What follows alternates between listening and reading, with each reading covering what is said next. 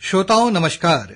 समसामयिक विषयों पर आधारित हमारे साप्ताहिक कार्यक्रम बातों बातों में के आज के अंक के साथ मैं विकल्प शुक्ला। श्रोताओं, बीते कुछ दिनों से कोरोना संक्रमण के मामलों में देश के विभिन्न राज्यों के साथ ही छत्तीसगढ़ में भी बढ़ोतरी देखी जा रही है।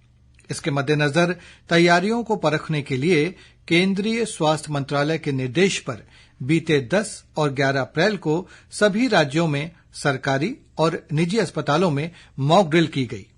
छत्तीसगढ़ में भी मुख्यमंत्री भूपेश बघेल ने कोरोना के बढ़ते मामलों को देखते हुए सतर्कता बरतने के निर्देश दिए हैं। मुख्य सचिव अमिताभ जैन ने 11 अप्रैल को एक उच्च स्तरीय बैठक लेकर सभी जिलों में सैंपलों की जांच बढ़ाने के निर्देश दिए हैं। साथ ही कलेक्टरों से कहा गया है कि वे कोविड प्रोटोकॉल का गंभीरता से पालन कराएं। राज्य के स्वास्थ्य सचिव ने भी कोरोना संक्रमण से बचाव और रोकथाम के लिए सभी जिलों के कलेक्टरों को आवश्यक दिशा निर्देश जारी किए हैं। श्रोताओं, कोरोना संक्रमण के मामले क्यों बढ़ रहे हैं, इनके बचाव के लिए क्या तैयारियां हैं और इस संक्रमण से कैसे बचा जा सकता है, इन सब विषयों पर बात करने के लिए आज हमारे साथ हैं रायपुर स्थित डॉक्टर भीमराव अंबेडकर शासकीय मेडिकल अस्पताल के क्रिटिकल केयर विभाग के प्रमुख doctor OP Sundarani. Doctor Sundarani, इस कार्यक्रम में हम आपका हार्दिक स्वागत करते हैं। डॉक्टर सुंदरानी, देश के कई राज्यों के साथ ही छत्तीसगढ़ में भी बीते करीब एक पखवाड़े से यह देखने में आ रहा है कि जो कोरोना संक्रमण के मामले हैं वो एक बार फिर से बढ़ने शुरू हो गए हैं। आप इसकी क्या वजह मानते हैं? देखिए, इसके मल्टीफैक्टोरियल कहेंगे। इसमें 3 चीजें काम करती है किसी भी संक्रमण का वापस आना। जिसके पीछे 3 फैक्टर्स होते हैं। एक तो पॉजिटिव ऑर्गेनिज्म जो वायरस है। वायरस का नेचर होता है वो अपने जीनोम सीक्वेंसिंग में जरा जरा से चेंजेस, जिसको हम म्यूटेशन कहते हैं, छोटे छोटे म्यूटेशन करता है जिससे उसका नेचर चेंज होता है। आज अगर एक स्ट्रेन चल रही थी, सपोज A1 है, वो कल चेंज होकर A2 हो जाएगा। तो कई बार जब ये म्यूटेशन होता है तो पिछले वाले इन्फेक्शन की जो इम्यूनिटी हमें मिली थी उसको वो जरा सा चीट करके बाईपास करता है। तो एक तो change in the nature of the virus. दूसरा होता है क्लाइमेटिक कंडीशंस। वेदर फेवरेबल होता है वायरस के मल्टीप्लिकेशन के लिए, वायरस स्प्रेड के लिए, तो क्लाइमेट का फैक्टर्स होता है। तीसरा हमारा बिहेवियर। अगर वो वायरस फैल रहा है, इन्फेक्शियस है, पर प्रिकॉशंस की कमी है, तो एक से दूसरे पे इन्फेक्टिविटी बहुत जल्दी हो जाती है और नंबर्स बढ़ने लग जाते हैं। तो ये तीनों फैक्टर्स में से कोई भी एक फैक्टर आ जाए तो वो डिजीज के स्प्रेड को हेल्प करता है। डॉक्टर साहब, जैसे आसान लफ्जों में कहें तो क्या ये माना जाए कि जो कोरोना का जो वायरस है वो हमारे बीच से मतलब गया ही नहीं था? क्योंकि एग्जैक्टली वायरस कभी गया नहीं। पिछला जो स्ट्रेन था उसके लिए हमने इम्यूनिटी डेवलप की। वायरस का नेचर है, स्मार्ट होते हैं, अपने जीन्स को जरा सा चेंज कर लेते हैं समय के साथ और वो एक नए फॉर्म में वापस आ जाते हैं। जी अच्छा, इस समय जो सबसे बड़ी चिंता का विषय है डॉक्टर साहब की, जैसे मौसम बदलता है तो कई बार लोगों को एक सामान्य सर्दी जुकाम होता है, वायरल फीवर भी आता है उनको। तो कोई व्यक्ति सर कैसे ये जाने कि ये उसे सामान्य सर्दी जुकाम है या वो कोरोना से संक्रमित हो गया है? मतलब किन लक्षणों से वो ये भेद कर सकता है, वो ये अंतर कर सकता है? देखिए, ये वायरल फीवर और कोरोना भी अपने आप में एक वायरस ही है, ठीक है।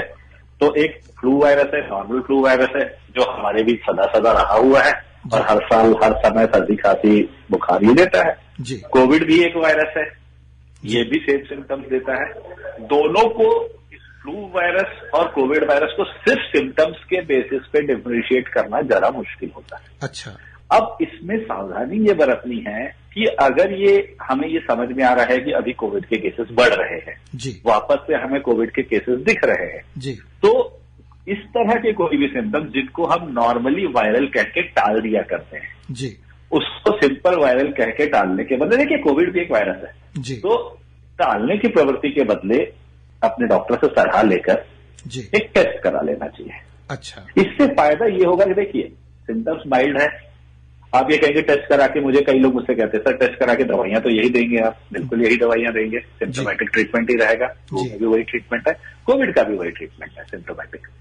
पर मैं स्प्रेड को रोकने में मदद करूंगा अगर मैं टेस्ट करा लेता हूं और अपने आप को आइसोलेट कर लेता हूं। तो ऐसे रेस्पॉन्सिबल सिटीजन मैं अपनी फैमिली को भी प्रोटेक्ट कर लेता हूं और अपने आसपास वाले लोगों को भी प्रोटेक्ट कर लेता हूं। तो ये एडवांटेज है टेस्टिंग का।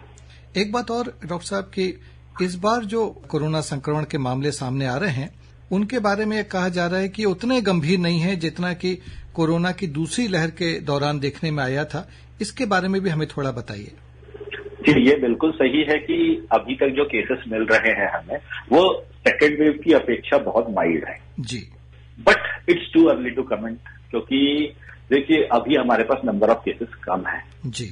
तो कम केसेस में अब अगर मैं एब्सोल्यूट नंबर्स में बात करूं कि अगर मेरे पास 100 पेशेंट है और 1 को ऑक्सीजन लगा जी, और अगर मेरे पास 1000 थे तो 10 को लगा जी, तो अभी हमारे पास नंबर ऑफ केसेस बहुत कम है किसी भी कंक्लूजन पे आने के लिए। हाँ, अभी तक जो पेशेंट्स हमने देखे हैं उसमें बहुत बहुत कम परसेंटेज ऑफ पेशेंट्स है जिनको ऑक्सीजन की जरूरत पड़ रही है या वेंटिलेटर की जरूरत पड़ रही है, बट ऐसा नहीं है कि किसी को नहीं पड़ रही है। अच्छा, अगर एक को भी पड़ रही है तो पड़ तो रही है जी, ठीक है। तो यस, माइल्ड है बट बिल्कुल ही लीथल नहीं है या बिल्कुल ही खतरनाक नहीं है या बिल्कुल भी जोखिम भरा नहीं है, ऐसा नहीं है जी। हाँ, पहले से कमजोर जरूर है जी।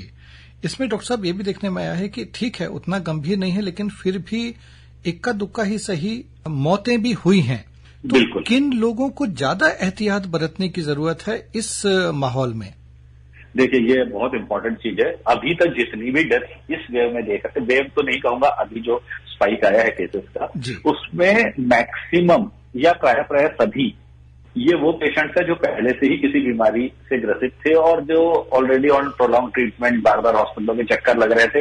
इसमें मेन जो लोग हैं वो कैंसर से पीड़ित लोग हैं जिनकी इम्यूनिटी बहुत कम है, हार्ट डिजीज वाले पेशेंट्स हैं जिनको पहले से ही लंग्स की बीमारियां हैं, जो किडनी फेलियर वाले पेशेंट्स हैं जो डायलिसिस पे हैं, और बहुत ज्यादा ओल्ड एज पेशेंट्स जो वैसे ही बेड रिडन है और इम्यूनिटी कम है, ऐसे लोगों में दिक्कतें ज्यादा हो रही हैं। अच्छा डॉक्टर साहब, मान लीजिए जैसे किसी व्यक्ति को मतलब बुखार आया, सर्दी जुकाम है और उसे लगता है कि उसे मतलब कोरोना संक्रमण हो गया है, तो पहला कदम उसे क्या उठाना चाहिए और फिर क्या करना चाहिए उसे?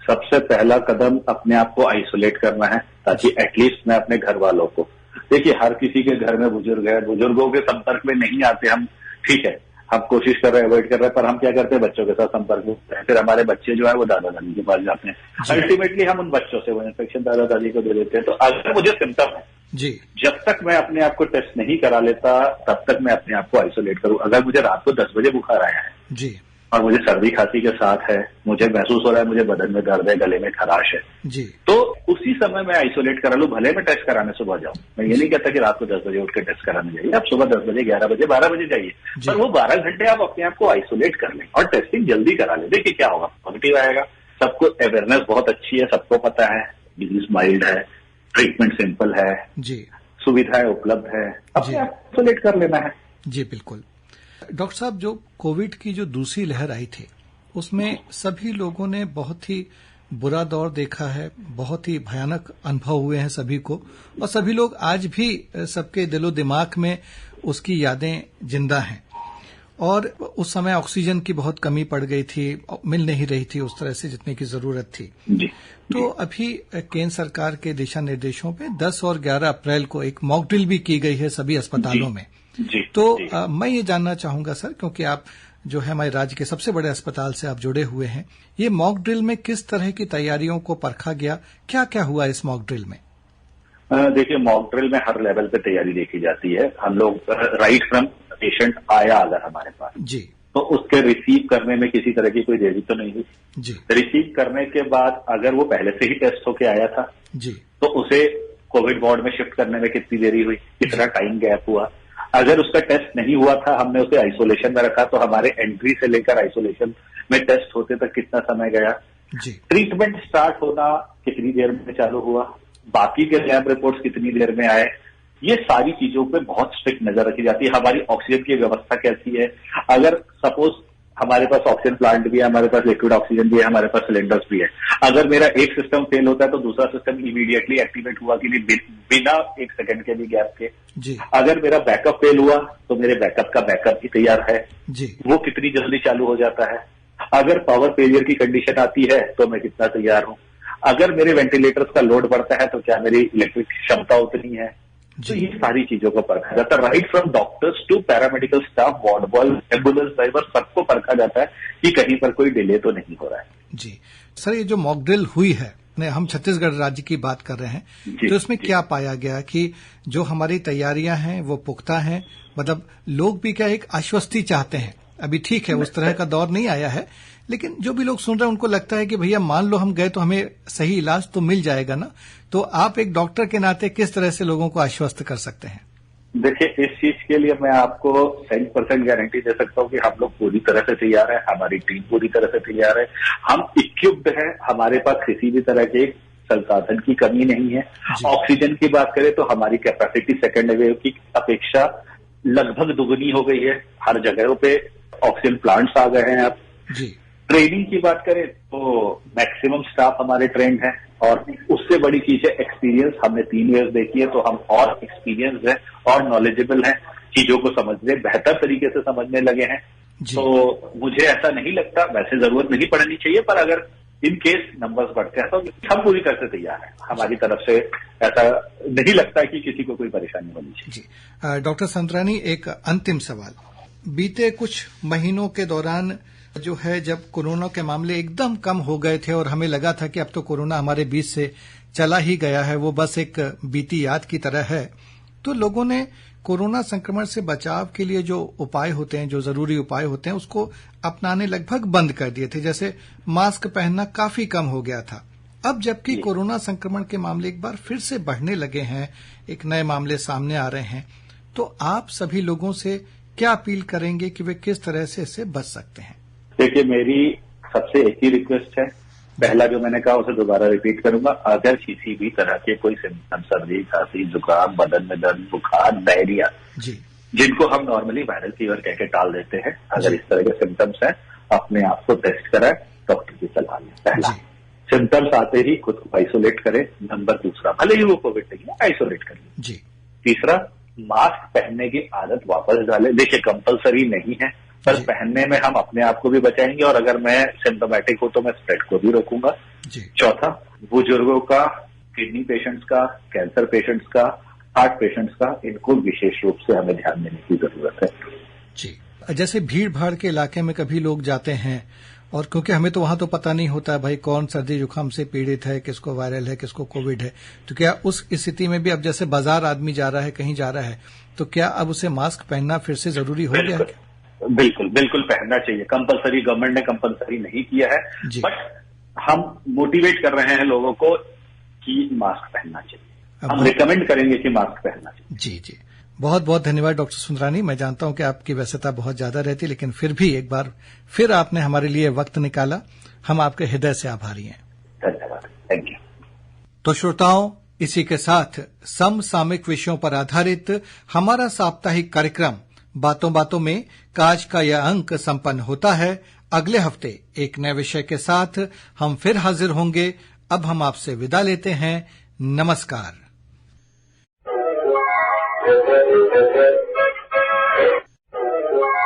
Thank you.